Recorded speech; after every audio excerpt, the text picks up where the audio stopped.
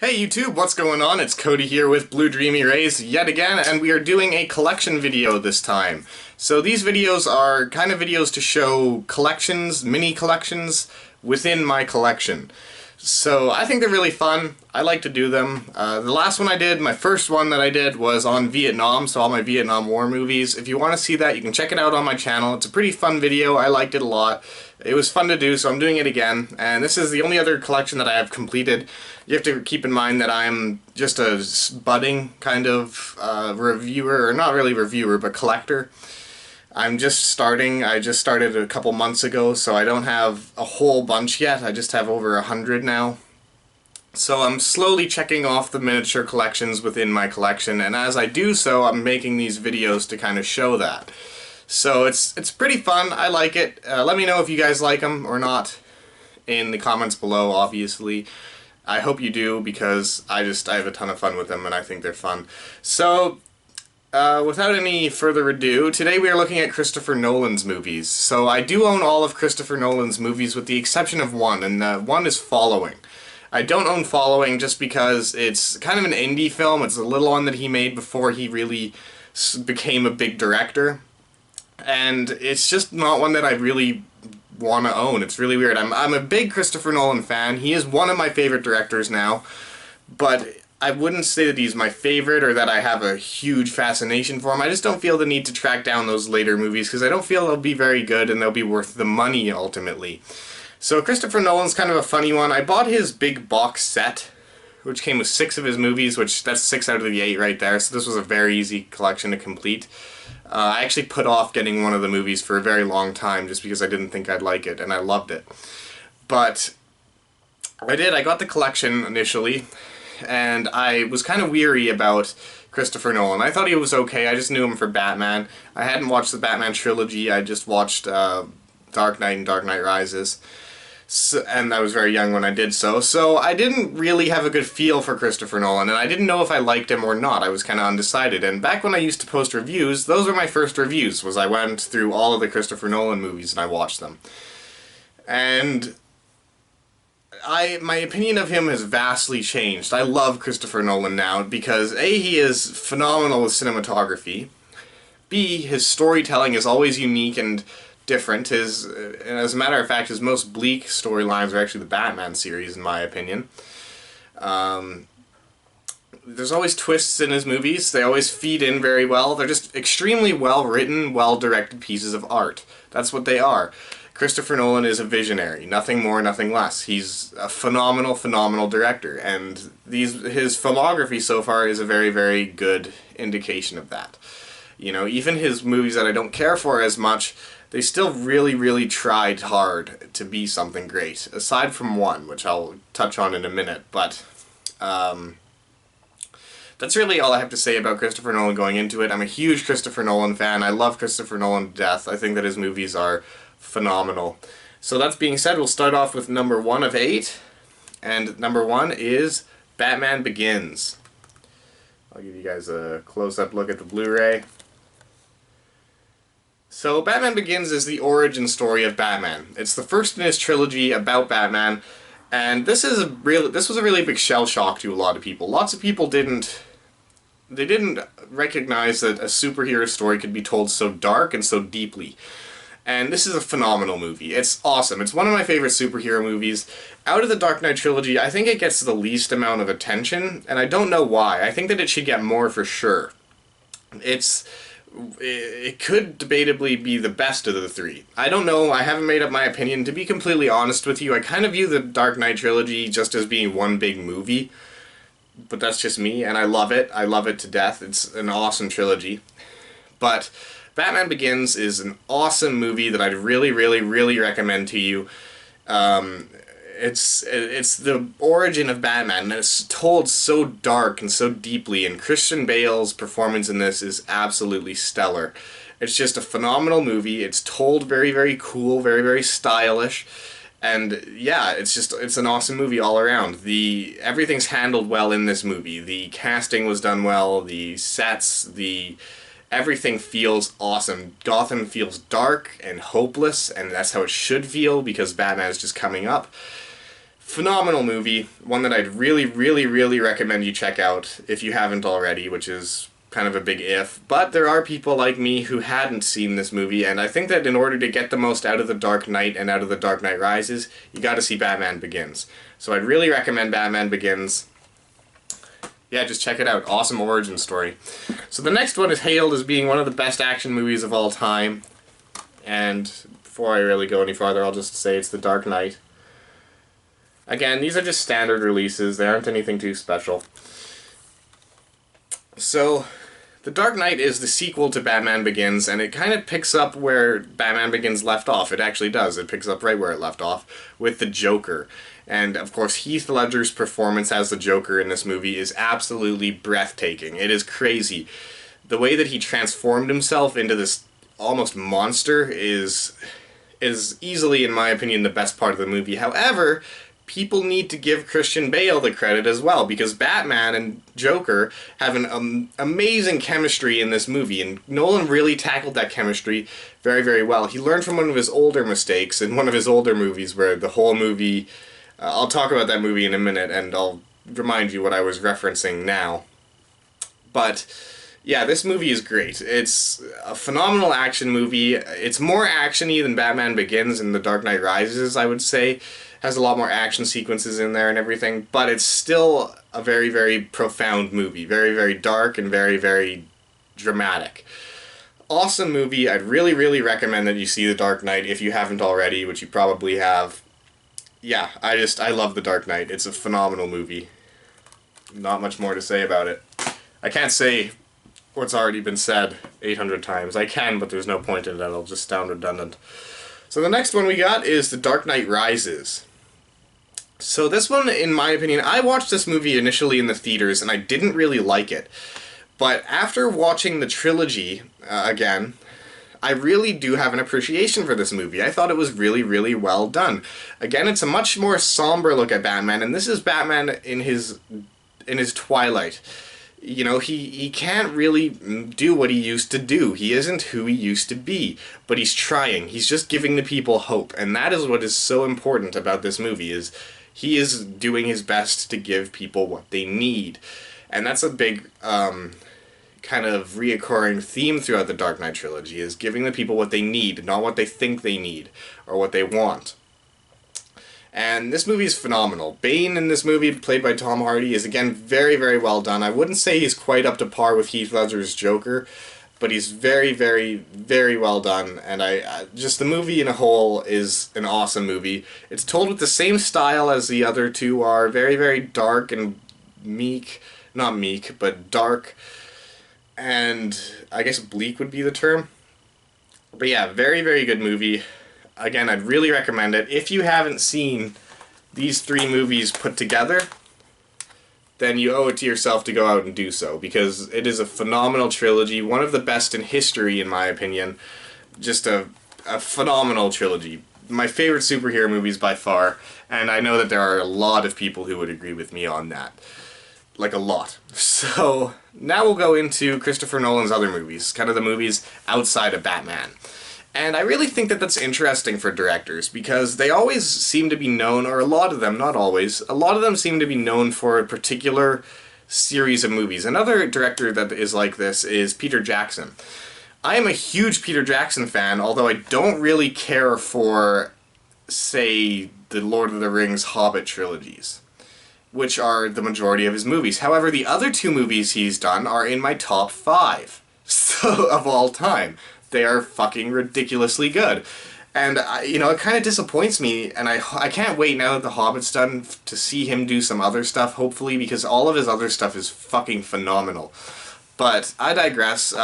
Christopher Nolan, known for the Batman trilogy, but of course he can direct outside of Batman, and as a matter of fact, I would say that his 2 best movies are outside of the trilogy. And I'll get to those in a second. So the first one, there's 2 on here that I'm kind of on the fence about. One I don't like, and then there's 2 I'm on the fence about, and one of them is Inception. So, Inception is a movie that is about going into people's subconscious, going into their dreams and stealing information. Now, I do, in my review of this, before I took it down, I talked about how much I loved the movie. And I do love this movie on a certain extent. It's just, there's something about it that kind of catches me off, and I don't want to say I'm on the fence. I take that back. I do really like this movie. I just don't think it's one of his best. I think it's a very, very well-made, very, very well-written movie, and it is kind of a mindfuck, but I don't think it's as much of a mindfuck as some of his other work. I really do like this movie, though. If you haven't seen Inception, again, I would recommend that you see it. There are very few movies. There's only one movie that I wouldn't recommend on here. So that tells you about Christopher Nolan in a nutshell. But I really do like Inception. It's a well-done action movie. Leonardo DiCaprio does a pretty good job in it, a pretty great job in it, and I really like the lore in this movie. Christopher Nolan always has a really well-done job of introducing lore into his movie and saying, this is how it works in my universe. This isn't how it works in real life. I'm not going to shove it down your throat, but this is how it works in my universe. Get used to it. And in this movie he does that, and it works phenomenally well. It always works very well in his movies. They just work. There's something about them that just works, and this is such a good movie, and again, the action sequences in it are awesome. There's just something about it that holds it back from being great to me. It's really good, and I know I interchange my words a lot. I'll say it's great, and then I'll say it's not great in the next sentence. But words are kind of meaningless to me. What I'm trying to say is this movie it's a very, very, very watchable movie. It's one that you can watch again and again, but there's something that holds me back from saying this is one of my favorite movies. It's just, it's awesome, but it's not breathtaking. And you can use those verbs as however you want, or if they're even verbs, I don't know.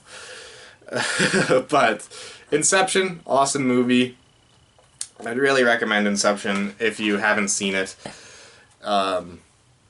So this next one is actually my second favorite Christopher Nolan movie, and this is the one that I put off buying for a really, really long time. I just didn't think it would be for me. It's not about a subject that really interests me, but the way it was directed and written just absolutely riveted me. And I only saw it the one time, so I can't say it's my favorite, but I really do enjoy this movie, and I'm talking about The Prestige. So this is about, sorry the screen glare is kind of getting in there. But this one is about two magicians who are arch rivals. They start as co-workers, and then they become just arch rivals, and they do shit to fuck the other one over, basically. That's all this movie is them trying to one-up in one another and get the better act and get the better trick and everything like that. So again, I'm not into magic. I didn't think that this movie would intrigue me at all, but it really does. It's a phenomenal movie. There are phenomenal performances all around the board. Christian Bale is in this one again. What's his name? Hugh Jackman, I believe. Yep, Hugh Jackman. Scarlett Johansson. David Bowie. Michael Caine is a reoccurring person. He was in the Dark Knight trilogy. Awesome in those movies. Awesome in this one as well. It's just a movie that has such a great twist at the end, and it makes so much sense. Everything ties in together so nicely, and it's just done absolutely exquisitely. I love this movie, and I would really recommend it to you if you haven't seen it. And it's one that I feel Christopher Nolan fans almost bypass, but they shouldn't, because it's a phenomenal movie. Again, The Prestige. I would really recommend this one to you guys. It's one of my favorites by him. I wouldn't go as far to call it one of my favorite movies yet. Maybe if I watch it a couple more times it might become one. But yeah, for now it's just a really well-made, really intriguing movie with lots of twists. I'd really recommend this one to you. So that's The Prestige. So the next one I got is my least favorite Christopher Nolan movie by far. This is the one I was referencing when I was talking about The Dark Knight. And this is Insomnia. And this one's about a LAPD or an NYPD, I don't remember which one, officer, and he moves up to Alaska to basically do this case. And he's chasing down this killer, and the whole movie basically revolves and depends on this chemistry between the officer and the killer. And the officer, played by Al Pacino, and the killer, played by Robin Williams, it just doesn't work. The chemistry doesn't work. It's just no good to me. And it's a shame, because again, it's not a bad movie, but it's not that good, and there's just so many aspects of it that could have been so much better. Like, for example, he can't sleep because of the day, all day, the sun never goes down, is what I'm trying to say. So he can't sleep. And it kind of makes you want to... It makes you wish that the movie really used that more so, and this became a really psychological movie, which it doesn't. It just kind of plays on it in a couple scenes, but it doesn't really add to his overall paranoia, and it doesn't show a lot. It just kind of makes him, like, he looks tired the whole movie, but it doesn't show his mental incapability of solving this case. And I think that that's what would have made this movie a lot better, is Insomnia. And although it's a really good movie, I can't bash it. It's good. I shouldn't say really good, it's good, and I can bash it. I don't know why I said, I just kind of went on to autopilot there. Discard what I just said. It's a good movie, it's a solid thriller, it's not one that'll really put you to sleep or anything, but it's not on Christopher Nolan's level. He can do much better than this. It was one of his first movies, so he learned from it, and he did a lot better. So, that's Insomnia. So the next one we got is one that I just finished watching. It was my second last pickup. I picked this up before I picked up The Prestige, but I watched The Prestige before I watched this. And it is none other than Interstellar. So, Interstellar is a movie that I tried to watch on Netflix twice, and I couldn't do it. I fell asleep once, and the other time I just turned it off. I found it kind of boring. I liked it, which is the weird part, because I wouldn't have bought it if I didn't like it, but I wanted to finish it, and I just didn't have the discipline to finish it if it was on Netflix, so I went out and I bought it, and I also wanted to complete this collection, obviously. And there's something about this movie, when I'm watching it, I like it. I really, really like it. But then I can't finish it. I can't push through the movie. It's really weird, and it has a really polarizing effect on me. Because the second part of this movie, let me just start out by saying this. The second part of this movie is phenomenal. I loved the ending and the build-up to the ending. It's just, that first hour and a half is pretty bland, but at the same time, it was necessary. I can't say it wasn't necessary, and I can't say that they should have cut anything out, because it needed to be there. It's a very polarizing film for me. It's one that I feel I'll really, really learn to love, but one that I didn't love initially. It's kind of, what I compare this to, in my head, is Apocalypse Now. Because when I first watched Apocalypse Now, I was too young to appreciate it. I liked what I was seeing, but I couldn't get into it. And that's the way I feel about this movie. Now, Apocalypse Now is my second favorite movie of all time. So this one could move up considerably if I watch it a few more times. And there's something that makes me want to, because the ending was so good, and maybe I'll appreciate the beginning more the second viewing, but for me, Interstellar is a good movie. I would recommend it if you have patience and you can sit through a really long, kind of monotonous movie. It's a good one. I like Interstellar. I'm happy to have it in the collection, but I wouldn't call it one of his best. It's good, it's really good, and it's directed well, it's written well, it's just there's something about the pacing that feels off to me. So last, but certainly not least, as a matter of fact, last and best, in my opinion, is Memento. So Memento made it onto my favorite movie list. I don't remember exactly what number it is, but it's on there. And that's a list of 25. It's somewhere around the middle, so it did very well. And this movie is just phenomenal. For you guys who don't know, this movie is about a guy who is trying to solve his wife's murder. And the catch about the movie is that it's all this And it's fucking phenomenal the way that this movie is directed. And it's absolutely mind-boggling how you could make this movie. This proves that Christopher Nolan is a visionary. He is nothing more, nothing less. An absolute visionary. Well, maybe something more, but something less. This movie is just riveting at it's hard to understand at first. You can't understand it, but it draws you in, and then by the mid part of the movie you're starting to put things together, and then the ending is just a huge mindfuck. It's absolutely mind-blowing and mind-boggling once you get to that ending, and it is so worth it. It is a phenomenal movie. I just love Memento. It's such a good movie. I would recommend it to anybody to watch. It is a phenomenal watch. It's intellectual, it's well directed, it's very well acted. It's just phenomenal. The guy, how it's told backwards is the lead character, played by Guy Pearce, he has a mental condition where his memory constantly resets, but he leaves himself little hints, so little clues to solve this murder.